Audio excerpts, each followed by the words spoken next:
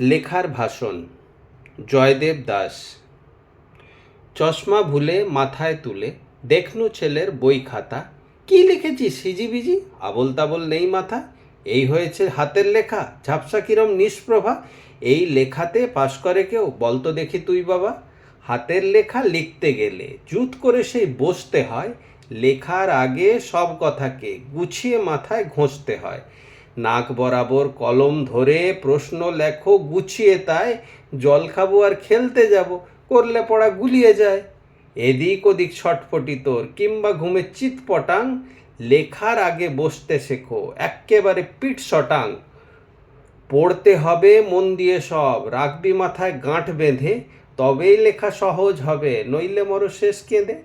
এই না বলে ভাষণ দিয়ে দুলিয়ে মাথা উঠতে যাই, চশমা হঠাৎ পড়ল নাকে, স্পষ্ট লেখা দেখতে পাই। বেশ লিখেছে হাতের লেখা, পড়ায় ছেলে মন্দ নয়। বৃথাই দিলাম লেখার ভাষণ, আমার সাথেই এমনি হয়।